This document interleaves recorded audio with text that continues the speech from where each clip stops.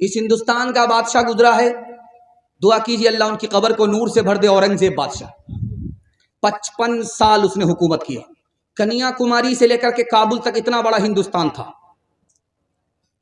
20 لاکھ مربع میل کا ہندوستان کس نے دیا؟ اورنگزیب بادشاہ نے دیا، اتنا بڑا بادشاہ۔ اس بادشاہ کی ٹکر ہو گئی نواب سے، نواب کا نام تھا شیواجی، دونوں ٹکرا گئے۔ اورنگزیب نے شیواجی کو چاروں طرف سے گھیر لیا قلعہ میں، شیواجی کا راشن ختم ہو گیا، ماں سے کہنے لگے اماں یہ اورنگزیب میرے خون کا پیاسا جان کا دشمن گھیرے ہوا ہے، میرا راشن ختم ہو گیا، اب کیا کریں؟ بیٹا گھبرانے کی کوئی بات نہیں ہے، اورنگزیب سے پوچھ لو، وہ میں تو میرے جان کا دشمن ہے، تمہاری جان کا دشمن ضرور ہے لیکن مسلمان ہے، تم کو غلط مشورہ نہیں دے گا۔ جھنڈا لے کر کے شیواجی کھڑے ہو گئے، اورنگزیب نے کہا کیا معاملہ ہے؟ راشن ختم ہو گیا، میری ماں نے کہا کہ اورنگزیب سے پوچھ لو، کہا گھبرانے کی کوئی بات نہیں ہے، 10 سال کے لیے جنگ بند کر لو، راشن کا انتظام کر لینا، جب راشن کا انتظام ہو جائے تو دوبارہ اورنگزیب سے لڑنے کے لیے آ جانا۔ وزیر سعد اللہ کہنے لگے حضور آپ 10 سال کا اس کو ٹائم دے رہے ہیں، یہ تو پوری تیاری کر کے آئیں گے، آپ کی حکومت کا تختہ پلٹ دے گا۔ تو اورنگزیب بادشاہ کا جملہ سنا رہا ہوں۔ اورنگزیب بادشاہ نے کہا کہ میرے نبی نے 10 سال کے لیے جنگ بند کیا تھا، اور جو جنگ بند کرتا ہے، جنگ چھوڑتا ہے، وہی جیتتا ہے۔ میرے اپنے نبی کی سنت کو پکڑ لیا ہے، یہ زندگی بھر مجھ سے مقابلہ کرتا رہے گا، مجھے ہرا نہیں سکتا، میں اس سے ہار نہیں سکتا۔ 2-3 مثال ہے، پیغام کو ختم کر رہا ہوں۔ بھکاری کو تھیلی ملی، اس نے واپس کر دیا، چور نے چوری کی، مالک نے اس کو معاف کر دیا۔ سوال کر دیا بکریا والے نے اس بھکاری سے، اللہ کا بندہ اتنی بڑی تھیلی تھی کہ 17 نسل تر جاتی، تم نے واپس کیوں کر دیا؟ چور نے چوری کی، اس کو معاف کیوں کر دیا؟ تو جواب سنیے، اللہ ایسی عظمت نبی کی ہم سب کے دل میں پیدا فرمائے۔ اس نے کہا اس لیے معاف کر دیا، اس لیے تھیلی واپس کر دیا، اگر واپس نہیں کرتا، معاف نہیں کرتا تو اللہ کی عدالت میں مقدمہ چلتا، جتنی دیر مقدمہ چلتا اتنی دیر نبی کو جنت میں جانے میں دیر ہو جاتی، اس لیے میں نے دنیا ہی میں جھگڑا ختم کر دیا۔ آخری مثال پر پیغام ختم کر رہا ہوں، انشاءاللہ آپ لوگ سننے کے لیے تیار ہے؟ دونوں ہاتھ اٹھائیے۔ انشاءاللہ بیوی سے پوچھ کر کے داڑھی رکھیں گے انشاءاللہ۔ بادشاہ کے دربار میں صحابی آئے، دربان نے روکا، اندر نہیں جا سکتے۔ کہا کیوں؟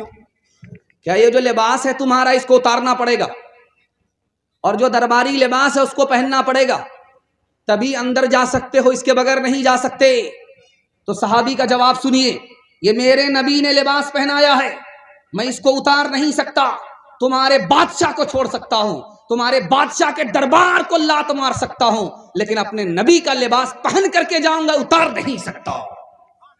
پہلے توبہ سے دل پاک کر لیجئے، پہلے توبہ سے دل پاک کر لیجئے، جام توحید لب سے لگا لیجئے، پہلے توبہ سے دل پاک کر لیجئے، جام توحید لب سے لگا لیجئے، آب زمزم سے پھر اپنا منہ دھوئیے، اور نام شہ انبیاء لیجئے، اتنا کہہ دیجئے آج قاصر ذرا آپ کی نعت گوئی کا مقصد ہے کیا؟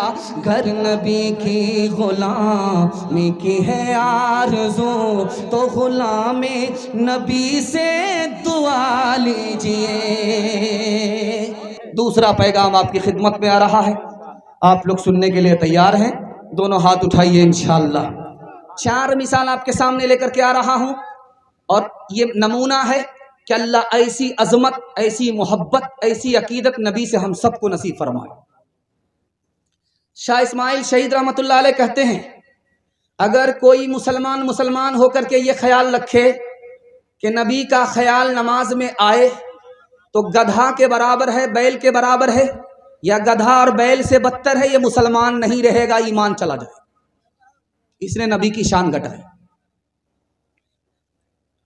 اگر کوئی یہ خیال کرے مسلمان ہو کر کے کہ نبی کا علم بچہ اور پاگل کے برابر ہے تو وہ مسلمان نہیں رہے گا، اس کا اسلام میں آخری دن ہوگا، ایمان چلا جائے گا۔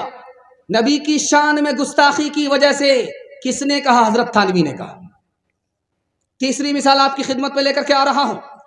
کسی نے مسلمان ہو کر کے یہ خیال کیا کہ ابلیس کا علم زیادہ تھا، نبی کا علم کم تھا، وہ مسلمان نہیں رہے گا، اس کا اسلام میں آخری دن ہوگا۔ کس نے کہا؟ خلیل احمد سہارنپوری نے کہا۔ کوئی اگر مسلمان ہو کر کے اپنے نبی کے آخری نبی نہ مانے، وہ مسلمان نہیں رہے گا، اس کا ایمان کا جنازہ نکل جائے گا۔ یہ کس نے کہا؟ حضرت نانوتوی نے کہا۔ 4 مثال سنانے کے لیے جا رہا ہوں، آپ لوگ سننے کے لیے تیار ہیں؟ دونوں ہاتھ اٹھائیے انشاءاللہ۔ نبی کا نام آگے ہوگا، کام پیچھے ہوگا، ہاتھ اٹھائیے انشاءاللہ۔ ذرا دھیان رکھیے گا۔ اپنی پگڑی سر سے اٹھا کر کے بہن کے قدموں میں رکھ دیا۔ کس نے؟ شاہ اسماعیل شہید رحمت اللہ نے اپنے سر کی پگڑی اٹھائی، بہن کے قدموں میں رکھ دیا، کہا بہن اگر تم چاہتی ہو کہ میں امامت کروں، لوگوں سے بیان کروں، تو تم بیوہ ہو، نبی کی ایک سنت کو زندہ کرنا پڑے گا، تم شادی کر لو۔ بہن نے کہا میری عمر تو 90 سال ہو گئی، 90 سال کی عمر میں کیسے شادی کروں؟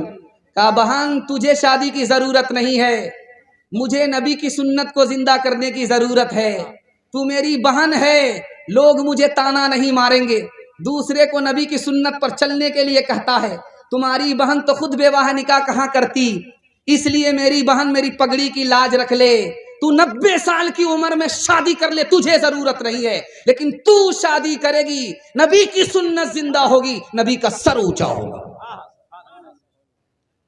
دوسری مثال آ رہی ہے، دھیان سے سنیے گا۔ اتنا بڑا مجمع ہے، ایک سوال میں آپ سے کرنا چاہتا ہوں کہ آپ کو جنت چاہیے، جنت میں کیوں جانا چاہتے ہیں؟ یہ جواب کسی کے پاس نہیں، ایک عاشق کے پاس جواب ہے، اس عاشق کا نام ہے حضرت تھانوی۔ انہوں نے کہا لوگ تم سے اگر پوچھیں کہ جنت میں کیوں جانا چاہتے ہو، صاف جواب دو کہ جنت سے پہلے نبی کا دیدار نہیں ہے، جنت سے پہلے نبی کی زیارت نہیں ہے، جنت میں نبی کا دیدار بھی ہوگا، نبی کی زیارت بھی ہوگی، اس لیے جنت چاہیے۔ تیسری مثال آپ کے سامنے رکھنے کے لیے جا رہا ہوں۔ خلیل احمد سہارنپوری رحمت اللہ علیہ کہتے ہیں میری 3 دعا تھی، 2 دعا قبول ہو گئی آنکھ کے سامنے، اور آخری دعا ہے مجھے اللہ کی ذات پر بھروسہ ہے، نبی کا واسطہ ہے، یہ دعا بھی میری قبول ہوگی۔ کہا حضور تیسری دعا کیا ہے؟ کہا دعا یہ ہے کہ میرے پروردگار مجھے جینا تو نصیب ہوا ہندوستان میں، مرنا نبی کے شہر میں مقدر فرما دو۔